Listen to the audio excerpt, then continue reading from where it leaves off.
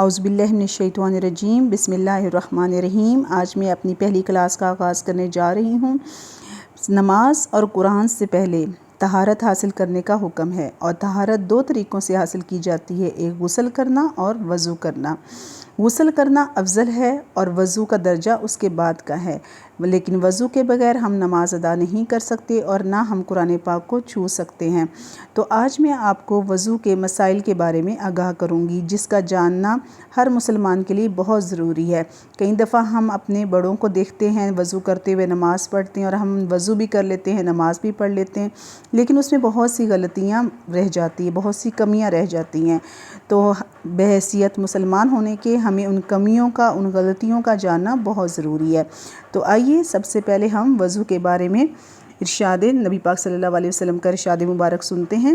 آپ صلی اللہ علیہ وسلم نے فرمایا کہ 6 خصلتیں ایسی ہیں کہ اگر کوئی مسلمان ان میں سے کسی کو اپنا کر فوت ہو جائے تو اللہ کی اس بارے میں ضمانت ہے کہ اسے جنت میں داخل کرے گا۔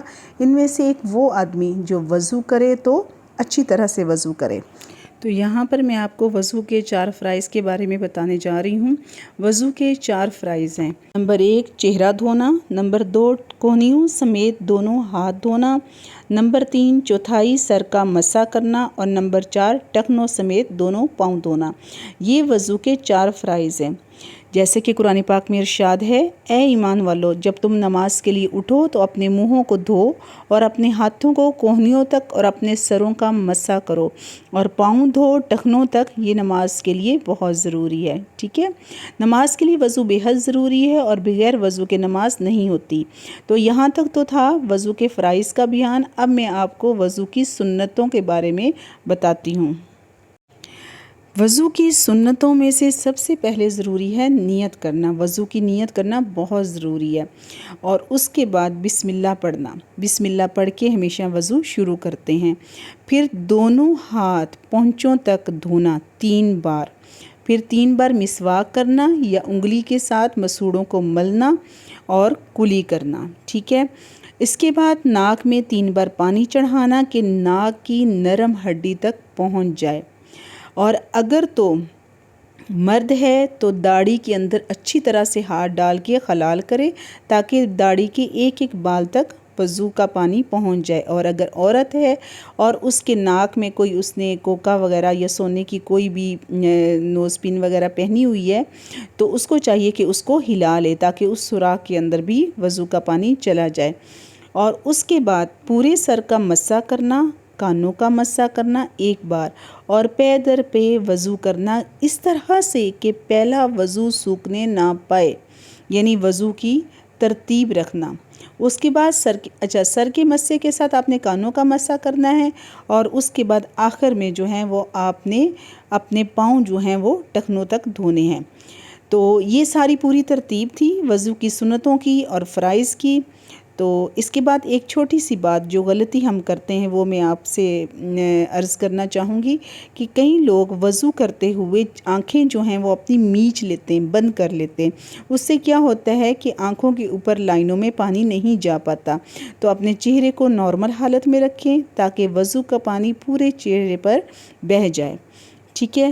اب اس کے بعد میں بات کرنے جا رہی ہوں وضو کرنے کے بعد جو دعائیں پڑھی جاتی ہیں اور وضو کے درمیان جو دعائیں پڑھی جاتی ہیں جن کا پڑھنا مستحب ہے۔ وضو کرتے ہوئے وضو کے درمیان میں یہ دعا ورد کرتے رہیں۔ اگر تو آپ باتھ روم میں وضو کر رہے ہیں تو دل میں اس کا ورد ضرور رکھیں، اور اگر آپ باتھ روم سے باہر کسی پاک جگہ پر جیسے مسجد میں ہم وضو کرتے ہیں وہاں پر وضو کر رہے ہیں تو آپ منہ سے اس دعا کو ادا کر سکتے ہیں۔ جی یہ دعا ہے، بسم اللہ الرحمن الرحیم، اللہم اغفر لی ذنبی ووسع لی فی داری وبارک لی فی رزقی۔ اے اللہ مجھے بخش دے، میرے گناہوں کو بخش دے، اور میرے گھر میں وسعت پیدا کر دے، اور برکت دے دے میری روزی میں۔ اس دعا کا بہت زیادہ اجر ہے۔ وضو کرتے ہوئے اس دعا کا ورد کرتے رہنا چاہیے۔ اس دعا کو اچھے سے یاد کر لیں اور وضو کے درمیان یہ دعا ضرور پڑھیں۔ اب باری ہے وضو کے بعد کی دعاؤں کی۔ سیدنا عمر بن خطاب رضی اللہ تعالیٰ عنہ سے روایت ہے کہ آپ صلی اللہ علیہ وسلم نے فرمایا، جب تم میں سے کوئی اپنے وضو کو مکمل کرے اور پھر یہ کلمات ادا کرے تو اس کے لیے جنت کے 8 دروازے کھول دیے جاتے ہیں، وہ جس سے چاہے اس میں داخل ہو جائے۔ اس سے بڑی بات کیا ہوگی؟ یہ چھوٹی چھوٹی دعائیں ہیں، ان کو اپنی روٹین میں لائیں۔ وضو کرتے ہوئے جو دعا پڑھنی ہے، بسم اللہ سے شروع کرنا ہے وضو کرتے ہوئے جو دعا پڑھنی ہے، اور جب وضو مکمل کر لیں تو کون سی دعائیں پڑھنی ہیں۔ ان کا ہماری زندگیوں پر، ہمارے حالات پر، ہماری صحت پر بہت زیادہ اچھے اثرات مرتب ہوتے ہیں۔ تو پہلی دعا یہ ہے وضو ادا کرنے کے بعد، اشہد ان لا الہ الا اللہ وحدہ لا شریک لہ واشہد ان محمدًا عبدہ ورسولہ۔ میں گواہی دیتی ہوں کہ نہیں کوئی معبود اللہ کے سوا، وہ اکیلا ہے، اس کا کوئی شریک نہیں، اور میں گواہی دیتی ہوں کہ نبی پاک صلی اللہ علیہ وسلم اس کے بندے اور رسول ہیں۔ جی، دعا نمبر 2 جو ہے یہ بہت ہی پیاری دعا ہے۔ سبحان اللہ، اللہم اجعلنی من التوابین واجعلنی من المتطہرین۔ اے اللہ مجھے توبہ کرنے والوں میں شامل فرما اور مجھے پاک لوگوں میں شامل فرما۔ سبحان اللہ، کتنی پیاری دعا ہے کہ آپ توبہ بھی کر لیں اور پاکی کا بھی اللہ تعالیٰ سے درخواست دے دیں کہ یا اللہ مجھے توبہ کرنے والوں میں شامل کر اور مجھے ہمیشہ شیطان مردود کے شر سے بچائے رکھ، یعنی پاک لوگوں میں شمار فرما۔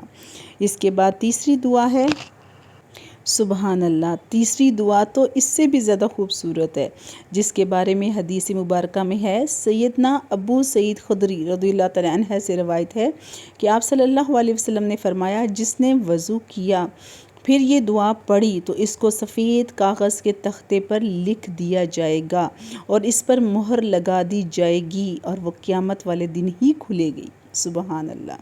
تو یہ تیسری دعا یہ ہے، سبحانک اللہم و بحمدک اشہد ان لا الہ الا انت استغفرک اللہم و اتوب الیک۔ جی، اس کا مطلب بہت ہی پیارا ہے۔ سبحانک اللہم، پاک ہے اللہ کی ذات، تعریف کے قابل ہے اللہ کی ذات۔ میں گواہی دیتی ہوں کہ اللہ کے سوا کوئی معبود نہیں، اور اے اللہ میں تجھ سے معافی مانگتی ہوں، اور اے اللہ میں تیرے سامنے توبہ کرتی ہوں۔ سبحان اللہ، کتنی پیاری دعا ہے کہ ہم وضو کرتے ہیں اور اس کے بعد نماز یا قرآن پاک کی تلاوت سے پہلے ہی اللہ پاک سے اپنے گناہوں کی بخشش کروا لیتے ہیں، بلکہ بخشش کی درخواست کرتے ہیں۔ اور جب وضو اور نماز میں فاصلہ ہی کتنا ہے، میرے پیارے رب ہم پر بڑے مہربان ہیں۔ جب ہم یہ دعائیں کریں گے تو مجھے امید ہے کہ جب ہم نماز کے لیے کھڑے ہوں گے یا قرآن پاک کی تلاوت کرنے لگیں گے تو اللہ پاک ہمارے گناہوں کو معاف کر چکے ہوں گے۔ تو مجھے سننے والوں اور دیکھنے والوں، مجھے آپ سے یہی کہنا ہے کہ آپ کی بہت زیادہ مہربانی ہوگی جب آپ میرے یہ نوٹس دیکھیں یا میری بات کو سنیں تو اس کو نوٹ کر لیں اپنی ایک نوٹ بک میں اور اپنے نوٹس خود بنائیں۔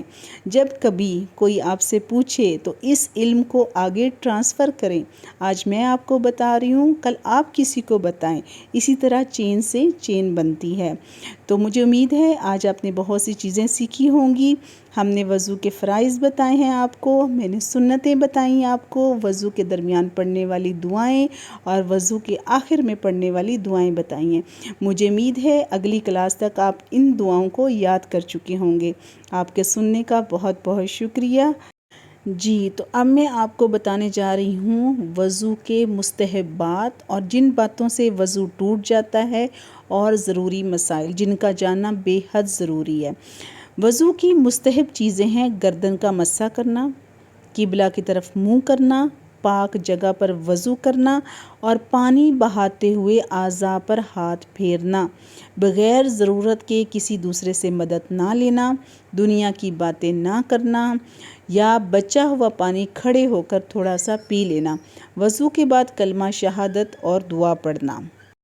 اور جن باتوں سے وضو ٹوٹ جاتا ہے وہ ہے پخانہ، پیشاب کے مقام سے کسی چیز کا نکلنا یعنی ہوا خارج ہونا، خون پیپ زدہ پانی کا نکل کر بدن پر بہہ جانا یا منہ بھر کر قے آ جانا، سہارا لگا کر یا لیٹ کر سو جانا، نماز میں کہکا مار کر ہنسنا یا کسی وجہ سے بے ہوش ہو جانا، ان چیزوں سے وضو ٹوٹ جاتا ہے۔ اس کے بعد کچھ ضروری مسائل ہیں جو میں آپ کو بتانے جا رہی ہوں۔ درمیانے وضو اگر ہوا خارج ہو جائے یا کوئی ایسی بات ہو جائے جس سے وضو جاتا رہے تو پھر نئے سرے سے وضو کرے اور پہلے سے دھلے ہوئے عضو کو دوبارہ سے دھوئے۔ بغیر وضو کے قرآن پاک کو چھونا بالکل جائز نہیں ہے۔ جنبی شخص جس پہ غسل فرض ہو چکا ہے لیکن اس کو غسل سے پہلے کھانے پینے کی حاجت ہوئی ہے تو پہلے وضو کر لے، یہ سنت ہے۔ خون یا پیپ نکل کر بہے تو وضو نہیں جاتا۔ اگر کسی کے زخم سے ہر وقت خون یا پیپ بہتی رہتی ہو یا ہر وقت پیشاب کے قطرے آتے رہتے ہوں یا ہوا خارج ہوتی رہتی ہو تو یہ بیماریوں میں شامل ہوتا ہے۔ ایسا شخص جو ہے وہ معذور ہوتا ہے اور ایسے شخص کا وضو قائم رہتا ہے، یعنی ہر نماز کے وقت وہ ایک دفعہ وضو کر لے تو اس کی نماز ہو جائے گی۔ اگر بیچ میں اس کی ہوا بھی خارج ہو رہی یا قطرے بھی آ رہے ہیں تو کوئی مسئلہ نہیں ہے، اس کی نماز ہو جائے گی کیونکہ وہ معذور ہے۔ لیکن جب اگلی نماز کا وقت آئے تو پھر وہ دوبارہ سے وضو کرے۔ تو یہ تھے وضو کے فرائض، اس کی سنتیں، وضو کی دعائیں اور وضو کے چند ضروری مسائل۔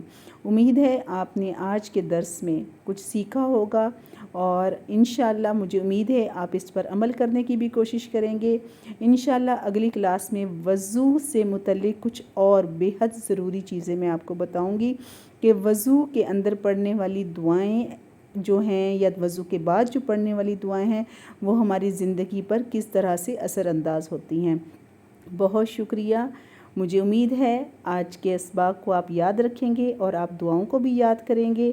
انشاءاللہ بہت جلد اگلی کلاس میں ملیں گے۔ اللہ حافظ۔